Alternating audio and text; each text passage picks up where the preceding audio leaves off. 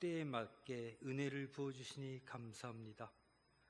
우리가 무엇이기에 이렇게 사랑해 주시고 우리가 무엇이기에 이렇게 용서와 긍휼을 베풀어 주십니까?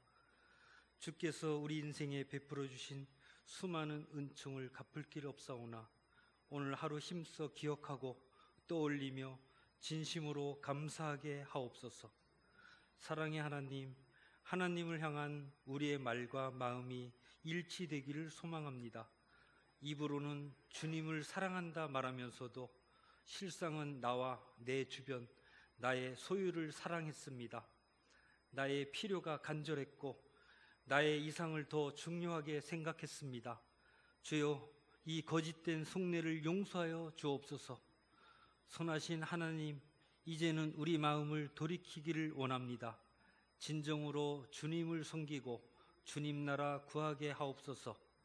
주님 뜻과 생각에 공감하게 하시고 선뜻 이해되지 않는다 하더라도 불평하거나 원망하지 않게 하옵소서.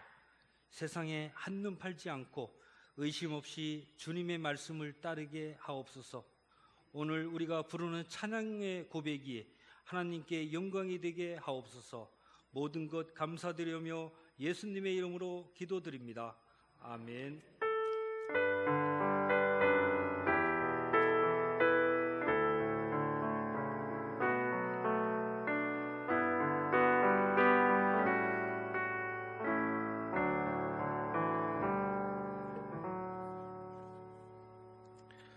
오늘 함께 나눌 말씀은 창세기 22장 1절에서 3절 말씀입니다.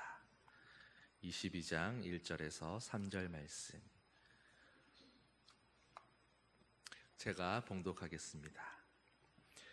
그 일 후에 하나님이 아브라함을 시험하시려고 그를 부르시되 아브라함아 하시니 그가 이르되 내가 여기 있나이다. 여호와께서 이르시되 네 아들 네 사랑하는 독자 이삭을 데리고 모리아 땅으로 가서 내가 내게 일러준 한 산 거기서 그를 번제로 드리라. 아브라함이 아침에 일찍이 일어나 나귀의 안장을 지우고 두 종과 그의 아들 이삭을 데리고 번제에 쓸 나무를 쪼개어 가지고 떠나 하나님이 자기에게 일러주신 곳으로 가더니. 아멘. 우리 선교지에서 짧은 영상을 하나 준비해서 보냈다고 합니다. 우리 먼저 말씀 나누기 전에 함께 영상 보고 함께 나누도록 하겠습니다.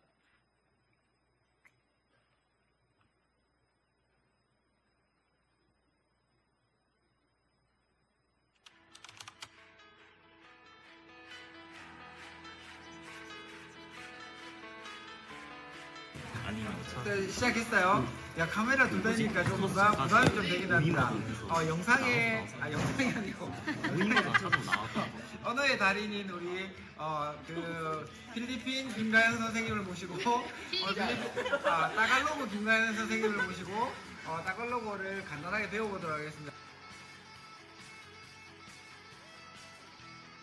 하이!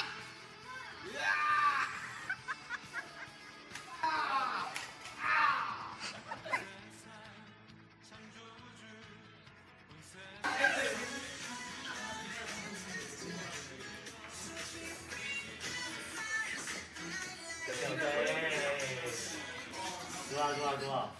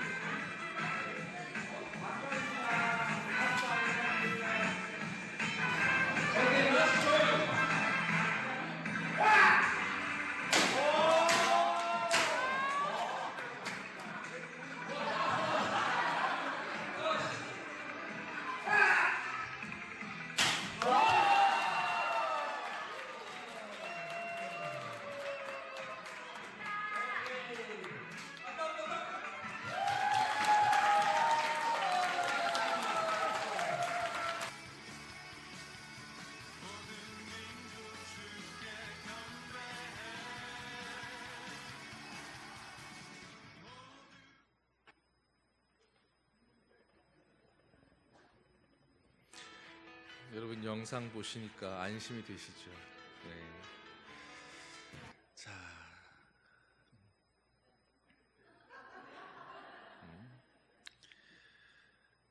오늘 말씀을 사실 지난 주일에 이제 예배드리고 바로 하나님이 주셨습니다. 어쩌면 우리가 이제 선교팀만 가 있는 게 아니라 우리 선교팀을 통해서 사랑하는 자녀들을 이렇게 보냈는데 그 자녀를 보내는 부모님들에게, 남아있는 우리 성도들에게 하나님이 이 자녀들을 통해서 어떤 걸 깨닫게 하실까 하는 그런 마음으로 주신 말씀이라고 생각합니다. 오늘 말씀을 통해서 하나님 앞에 우리가 우리의 자녀들을 어떻게 바라보아야 하는지, 하나님 앞에 우리가 어떤 마음으로 우리의 자녀들을 드려야 하는지를 생각해 보는 시간 되었으면 좋겠습니다.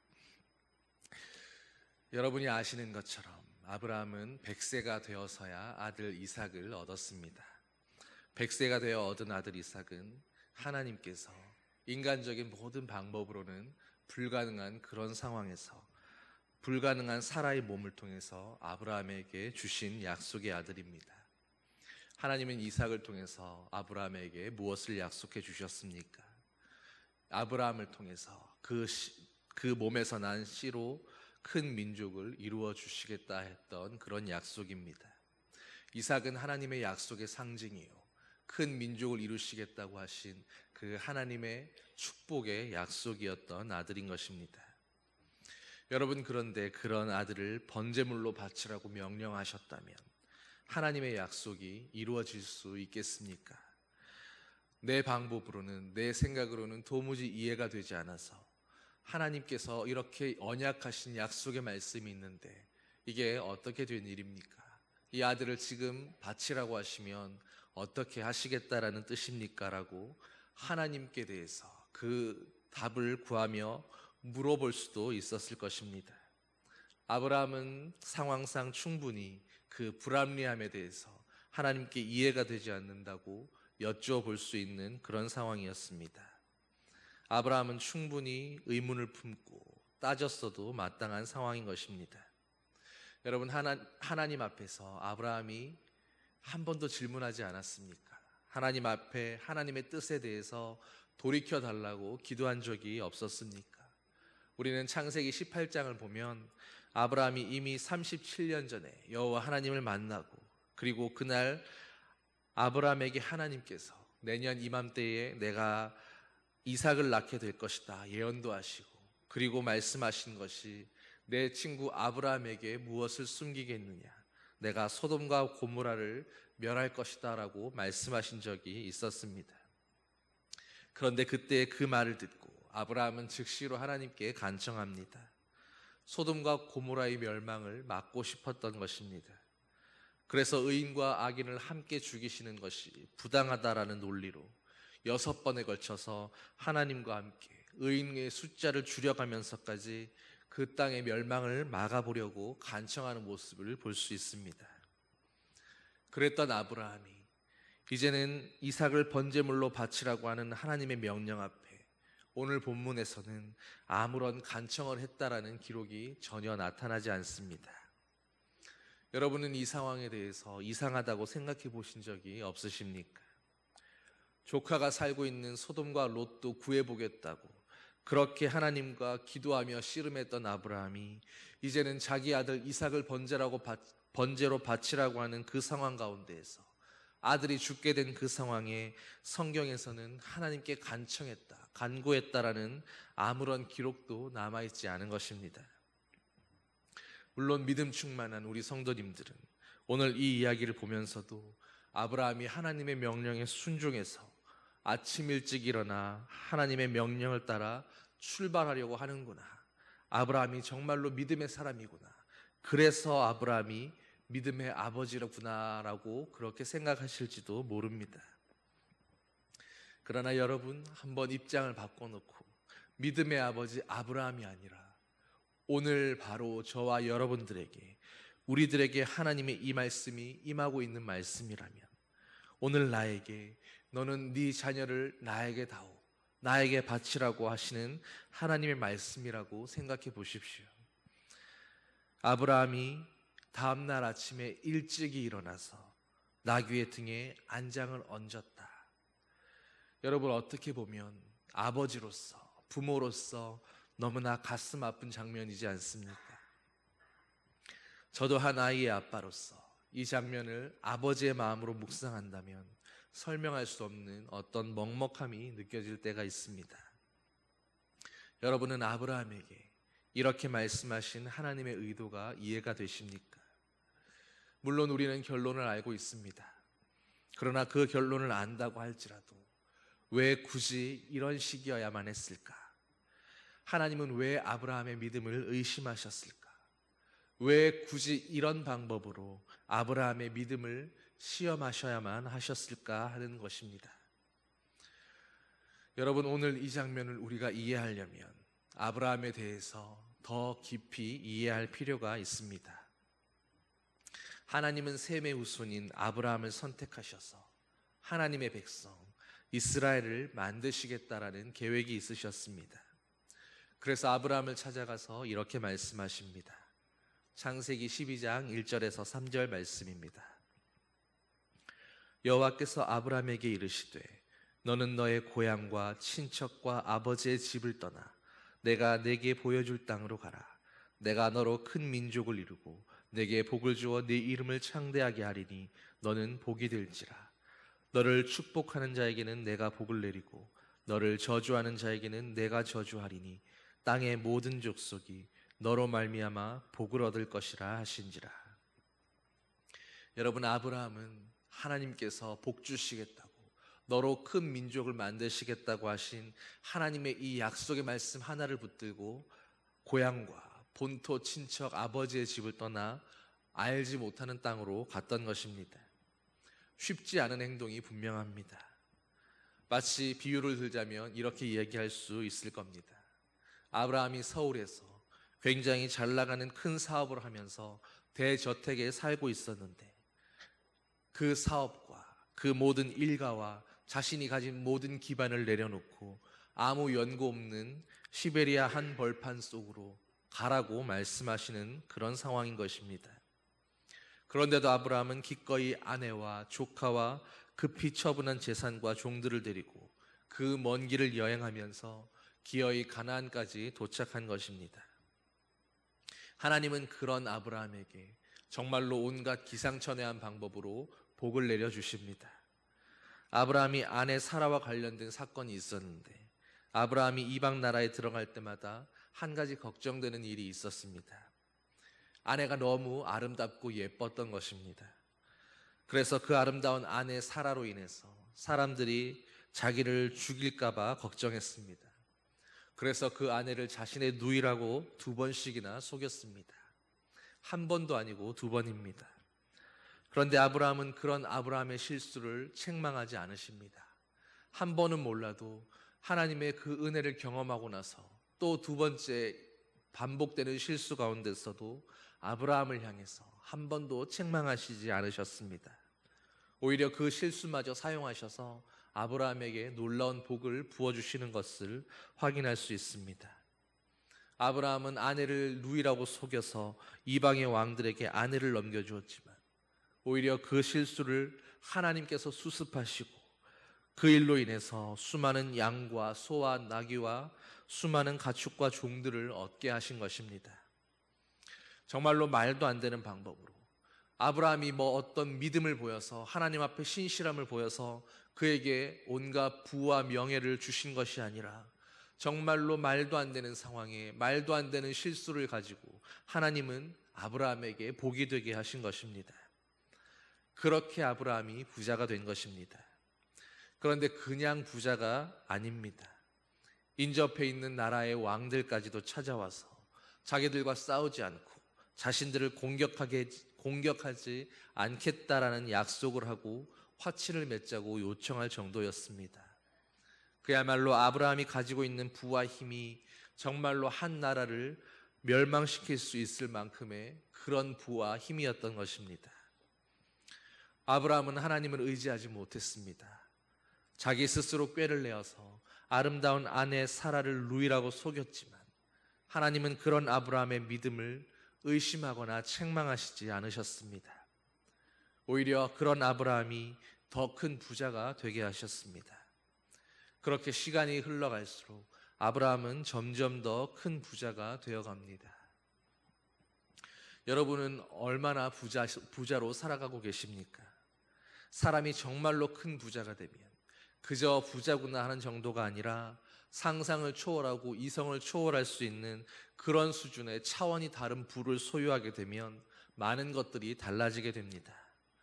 정말로 엄청난 부를 소유해서 그 부 자체가 그 사람의 힘이 되고 능력이 되게 되면 이제는 내가 가지고 있는 그 부유함과 그 물질 때문에 사람들은 하나님을 대하듯이 나를 대하게 될 것입니다. 그리고 돈으로 안 되는 일이 없다는 것을 경험하게 됩니다. 검찰도 판사도 그 돈 때문에 내 죄를 묻지 않고 정치인들은 어떻게 하면 내 편의를 봐줄 수 있을까를 고민하기 시작할 것입니다. 그렇게 내가 한 나라를 그 돈의 힘으로 쥐고 흔들 수 있게 되는 것을 깨닫게 되는 것입니다. 가만히 있어도 부가 쌓이게 되면 어느 한도 이상을 넘어가게 되면 그렇게 변하게 되는 것입니다. 돈이 하나님만큼의 힘을 줄 수 있다는 것을 은연중에 우리에게 경험하게 하고 느껴지게 하고 늘 의식하게 만들어 가게 되는 것입니다. 그러면 사람이 어떻게 변하겠습니까? 어느 순간 하나님을 의지하지 않고 돈으로 사람을 부리며 살려고 하지 않겠습니까? 그런데 신기한 것은 아브라함은 아무리 큰 부자가 되었어도 한 나라의 왕이 두려워하고 위협감을 느낄 만큼의 그런 부유를 소유하게 되었을지라도 돈을 의지하지 않았다는 것입니다. 그래서인지 하나님도 그런 아브라함을 아시고 돈과 물질에 있어서는 한 번도 아브라함을 시험하거나 의심하지 않으셨습니다. 그리고 세월이 흘러서 이제 아브라함이 100세가 되었을 때에 사라의 몸을 통해서 불가능하다고 여겼던 아들 이삭이 태어난 것입니다. 너로 인해서 큰 민족을 이루겠다고 하신 하나님의 약속이 무려 25년을 넘어서 이제 그 눈앞에 실현되려고 하는 그런 순간인 것입니다. 마치 아담과 하와가 가인을 얻어서 하나님의 약속이 성취되었다, 우리가 하나님의 구원을 보았다 했던 것처럼 어쩌면 아브라함도 하나님의 약속이 성취되었다, 이 이삭을 통해서 하나님이 큰 민족을 이루실 것이다, 그 존재 자체만으로 하나님의 축복을 경험하며 하나님의 약속을 기억하며 기쁨으로 충만한 그런 순간을 보내지 않았겠습니까? 그런 아이가 점점 자라갑니다. 하루하루 성장해가는 모습을 눈앞에서 보고 있는 것입니다. 100세가 넘은 나이에 얻은 아들을 그 바라보는 순간에 아브라함의 눈빛이 어떠했겠습니까? 아브라함은 외아들 이삭에게 온통 마음을 쏟기 시작합니다. 생각해 보십시오. 내 자녀가 얼마나 귀여운데, 그런데 하물며 할아버지도 훌쩍 넘은 100세가 되는 나이에 얻은 자녀라면 여러분, 그 자녀의 모습이 얼마나 사랑스럽고 눈에 넣어도 아프지 않은 모습이겠습니까? 그러니 아들 이삭이 아브라함의 가장 큰 기쁨이 되었고 동시에 아브라함의 우상이 되어가기 시작했을 것입니다. 많은 재산을 가졌어도 마치 아무것도 없는 사람인 것처럼 언제나 하나님 앞에 가난한 마음으로 살았던 그 아브라함이 이제 분명히 변하기 시작한 것입니다. 아브라함의 마음속에는 이제 온통 아들 이삭에 대한 생각으로 가득 차 있었을 것입니다. 그리고 또 이삭은 어떠했겠습니까? 모든 것을 다 가지고 있는 재벌 가문의 외아들입니다. 아버지의 전폭적인 사랑을 받고 있습니다. 아버지가 가진 모든 재산이 오롯이 이삭의 힘이 될 것입니다. 그런 이삭이 누구를 더 신뢰하고 바라보았을까요? 한 번도 만나보지 못했던 하나님이겠습니까? 아니면 자기의 눈앞에 있는 모든 것을 다 이루어줄 능력이 있는 그 아버지 아브라함이었겠습니까? 아들을 너무 사랑했을 뿐인데 어느 순간 아들을 사랑했던 아브라함의 그 사랑이 이제는 이삭과 아브라함 둘 다를 위험하게 만들고 있었습니다. 아브라함의 마음속에 자신도 모르는 사이에 점점 더 하나님이 밀려나고 이삭이 그 자리를 차지하게 되었습니다. 그도 그럴 것이 아브라함이 175세를 살면서 그가 평생에 하나님을 만났거나 하나님의 음성을 들었던 적은 단 9번 뿐이었습니다. 그러나 이삭은 태어난 그 순간부터 지금까지 매일 아브라함의 눈앞에 있었던 사랑하는 아들입니다. 하나님보다 어느새 이삭을 묵상하고 있고 이삭을 바라보고 있고 이삭이 우상이 되어버린 그 아브라함을 보면서 하나님은 결단하시는 것입니다. 하나님이 사라져버리고 없는 그 위험한 사랑에서 바로 아버지와 아들 모두를 구원해야겠다고 생각하시고 결정하셨습니다. 그래서 하나님이 아브라함을 찾아와서 이렇게 말씀하십니다. 네 아들, 네가 사랑하는 아들, 너의 독자 그 이삭을 데리고 모리아 땅으로 가서 내가 너에게 일러주는 그 산 거기에서 그를 번제로 드리라. 여러분, 하나님께서 명령하고 계시는 이 짧은 문장 속에는 아브라함이 아들 이삭에 대해서 가지고 있었던 그의 태도와 감정과 기대와 소망이 모두 담겨 있는 것입니다. 네 아들, 네가 사랑하는 아들, 너의 독자 그 아들 이삭을 내게 바치라. 이렇게 3번이나 강조하고 있는 그 표현 속에서 하나님은 말씀하시지 않으셨지만 은연중에 나보다 이삭 그 아들을 더 사랑하고 있는 너 아브라함이 잘못하고 있는 것이다 라고 그에게 질책하며 책망하고 계시는 것입니다. 성경은 아브라함이 고뇌했던 시간들에 대해서 침묵하고 있지만 그러나 자식을 가진 아버지들이라면 아브라함이 그 밤에 밤새도록 잠들지 못하고 하나님 앞에서 힘든 씨름을 했을 것을 능히 짐작할 수 있을 것입니다. 차라리 자신이 가진 재산의 전부를 바치라고 했다면, 자신이 이미 없는 것처럼 살아가고 있기에 자신에게 있든 없든 크게 상관없는 그 부와 물질을 바치라고 했다면 오히려 고민하지 않았을 것입니다. 아브라함은 부자였지만 그러나 아무것도 가지지 않은 사람처럼 그렇게 지금까지도 하나님 앞에서 살아오고 있었기 때문입니다. 하나님도 그것을 알고 계십니다. 히브리서 저자는 11장에서 아브라함이 마침내 하나님이 죽은 사람도 다시 살리실 수 있다라는 그 믿음에 이르렀다라고 해석합니다. 그래서 아침 일찍 일어나서 나귀의 등에 안장을 얹을 수 있었다라고 설명하는 것입니다. 아브라함은 어떻게 하나님께서 내가 이삭을 번제로 바친다 할지라도 그 죽은 아들을 다시 살려서 하나님의 언약을 성취하실 것이다라는 그 믿음에 이를 수 있었겠습니까?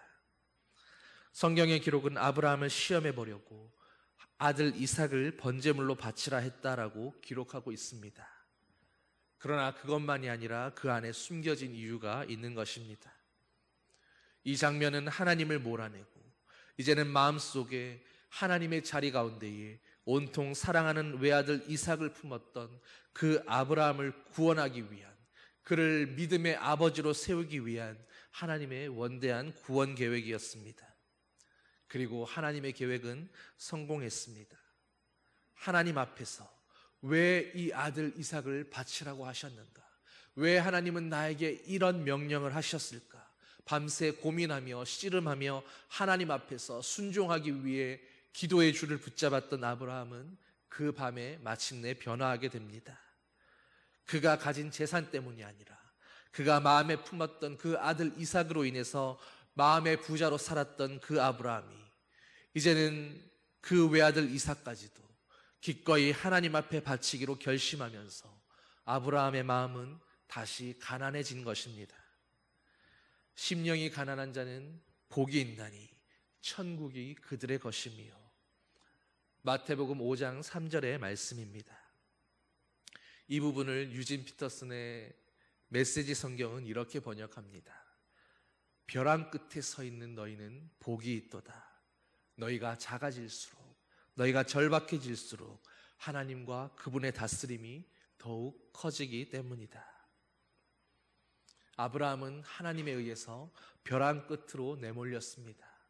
그리고 그 벼랑 끝에서 자신을 벼랑 끝으로 내몰았던 그 아들 이삭에 대한 그 우상의 마음을 내려놓고 다시 하나님의 구원 안으로 들어올 수 있었던 것입니다. 이 모든 사건의 원인은 바로 아브라함의 내면에 하나님이 아니라 이삭에 대한 사랑이 더 컸기 때문이었습니다. 아브라함은 모르고 있었지만, 깨닫지 못하고 있었지만 어느새 이삭이 그의 우상이 되어 있었고 아들로 인해서 마음이 부유한 그런 감정을 가지게 되었던 것입니다. 하나님의 요구는 아주 간단합니다.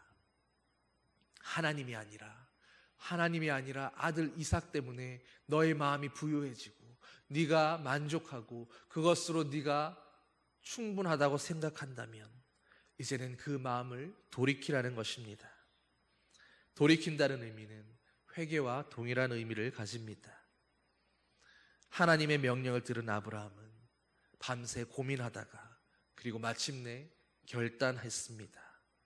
아브라함이 이삭을 하나님의 번제물로 바치기로 결심하면서 내 마음의 가장 중심에 아들 이삭이 아니라 다시 나의 주님 하나님으로 채우고 세우기로 결심하면서 하나님 앞에 다시 가난한 심령이 되었을 때에 비로소 아브라함은 아들을 다시 돌려받을 수 있는 이삭의 아버지가 될 수 있는 온전한 자격이 생긴 것입니다. 오늘 이 시대를 일컬어서 물질 만능의 시대라고들 이야기합니다. 돈이 많으면 권력을 가질 수도 있고 생명을 늘릴 수 있는 그런 시대가 되었습니다. 그래서 우리의 마음속에 어느샌가부터 돈이 하나님이 되어버리고 물질이 하나님의 자리를 차지하게 되었습니다. 돈을 더 많이 가지기 위해 일하고 돈을 더 많이 벌게 되면 기뻐합니다. 여러분도 통장에 잔고가 넉넉해지면 마음이 든든해지지 않으십니까? 또 어떤 사람들은 즐거움과 쾌락을 위해서 자신의 목숨을 바치기도 합니다. 다이나믹한 모험을 위해서, 인생을 스펙타클하게 만들어줄 그 흥분감을 위해서 기꺼이 목숨을 바치기도 합니다. 사람들의 인기에 목말라 하면서 그것을 위해 자신의 생명을 바치는 사람도 있습니다. 그렇게 저마다의 욕심과 욕망을 따라서 그 마음의 부자가 되기 위해서 오늘도 그렇게 다름박질하며 그런 것들로 자신들의 마음을 채우고 살아갈 때에 우리의 마음 속에는, 우리의 믿음 속에는 어느새 하나님은 밀려나고 사라지고 없게 되는 것입니다. 돈이 하나님이 되고 인기가 하나님이 되고 스펙타클한 그런 즐거움과 쾌락과 우리의 욕망들이 하나님이 되어서 하나님의 자리를 차지하고 있게 되는 것입니다.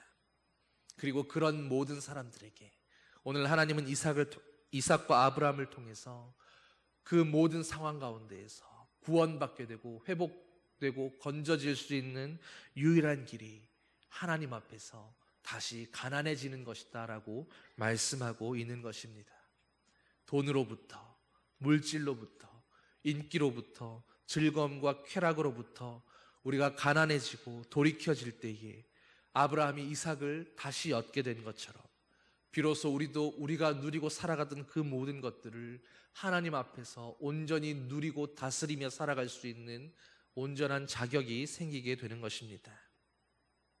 하나님은 우리가 말하지 않는다 할지라도, 우리가 깨닫지 못하고 살아간다 할지라도 우리의 아주 깊은 내면까지도 세밀하게 관찰하시고 심판하시는 하나님이십니다.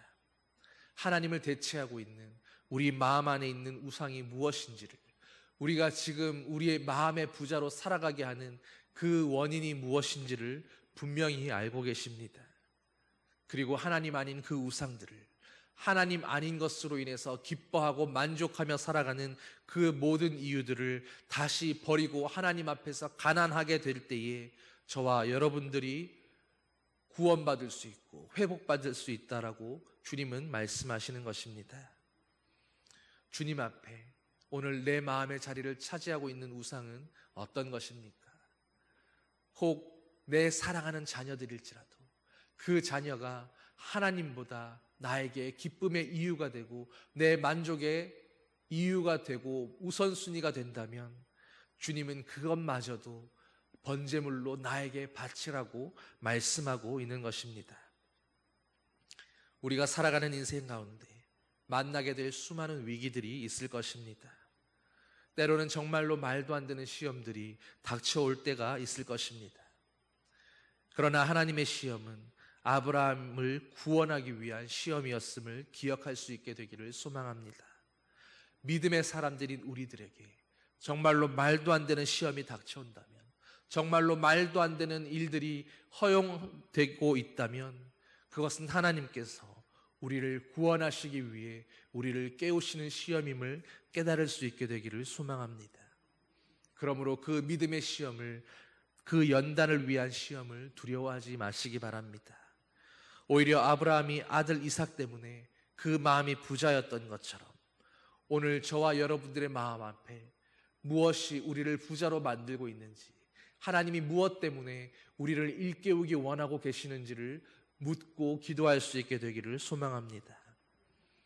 여러분이 오늘 가지고 있는 우상은 어떤 것입니까? 여러분의 마음 깊은 곳에 숨겨져 있는, 어쩌면 여러분 자신조차도 깨닫지 못하고 있었던 그 우상들일지라도 하나님은 알고 계십니다. 그 우상들을 주님 앞에 씨름하면서 내가 하나님보다 앞세우고 있는 것이 무엇인지 주님께 묻고 구하고 그리고 내려놓을 수 있는 저와 여러분 되기를 소망합니다.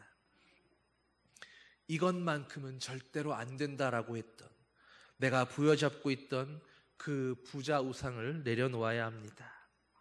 그것 때문에 내가 기쁘고, 그것 때문에 내가 행복하고, 그것 때문에 하나님 앞에서 만족할 수 있다면 그것이 오히려 하나님과 나 사이를 멀어지게 하는 올무가 될 수 있음을 기억해야 합니다.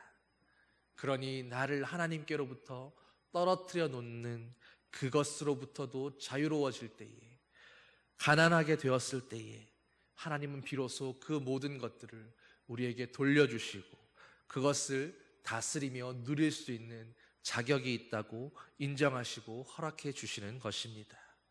하나님 앞에 하나님보다 앞세우는 모든 것들을 내려놓음으로 주님 앞에 믿음의 아버지로, 믿음의 사람들로 인정받으며 하나님께서 허락하신 그 모든 것들을 주님이 기뻐하시는 가운데에 온전히 누리며 다스리며 경영하며 살아가는 저와 여러분 되기를 주님의 이름으로 축원합니다. 기도하시겠습니다. 사랑의 아버지 하나님, 우리 모두가 은연중의 마음속에 하나씩 하나님보다 앞세웠던 위험한 우상들을 품고 있었음을 깨닫게 해주시니 감사드립니다. 우리가 생각지도 못했을 사이에 우리의 마음을 온통 빼앗아 버린 그 위험한 우상들을 이 시간 내려놓게 하여 주시옵소서. 주님보다 더 사랑하는 것이 있다면, 주님보다 우리를 더 만족하게 하는 것이 있다면 이 시간 그 모든 것들을 내려놓고 하나님으로만 만족하며 하나님만 바라보며 하나님만 사랑하는 우리들이 되게 하여 주시옵소서. 우리의 마음에 오랫동안 뿌리박고 있었으며 이제는 우리의 일부가 되어버린 그 모든 우상들마저도 이 시간에 뿌리째 뽑아내어 주시옵소서. 그리고 오직 우리의 마음속에 주님 한 분만이 영원히 계시게 하여 주시옵소서. 은혜와 긍휼 베푸시는 우리 주 예수 그리스도의 이름으로 간절히 기도하옵나이다. 아멘. 찬송 317장 찬양하시겠습니다.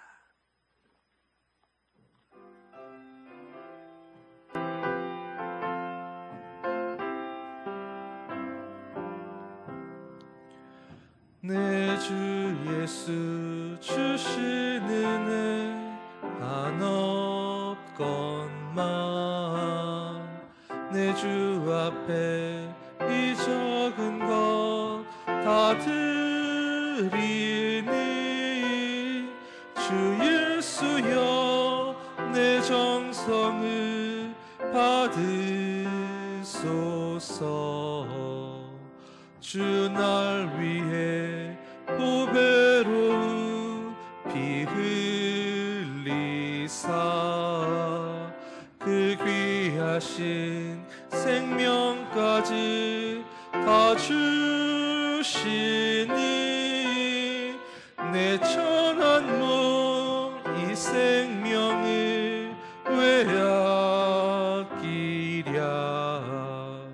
주 예수께 빚진 것이 한 없건만 나 주 위해 드린 것은 참 적으니 주 예수여 너그럽게 보옵소서. 날 위하여 십자가에 피 흘리신 주 예수의 은혜로서 인치시고 내 모든 것 주의 소유 삼으소서. 주 날 위해 그 귀하신 몸 버리사 이 내 몸을 핏값으로 사셨으니 내 생명도 주 예수께 바칩니다.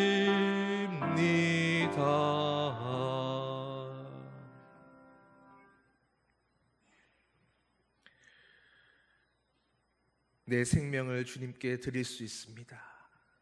그러나 내가 사랑하는 내 자녀만큼은 안 되겠습니다.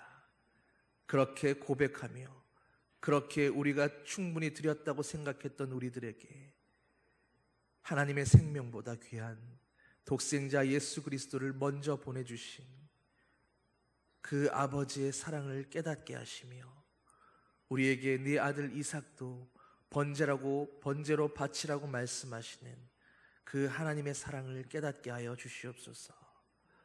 우리에게 생명보다 소중한 독생자 예수 그리스도를 주셔서 주님의 그 십자가의 은혜와 그 아들을 주신 아버지의 사랑과 그 사랑을 깨닫게 하기 원하시는 성령님의 위로 교통 인도하심이 이제는 내 생명도 내 사랑하는 아들 딸들도 내게 귀한 그 어떤 것들도 주님 앞에 기꺼이 내어놓을 수 있습니다. 고백하기 원하는 주님의 사랑하는 아들 딸들에게 하나님의 몸된 교회 위에 이제로부터 영원히 함께 하시기를 간절히 축원하옵나이다.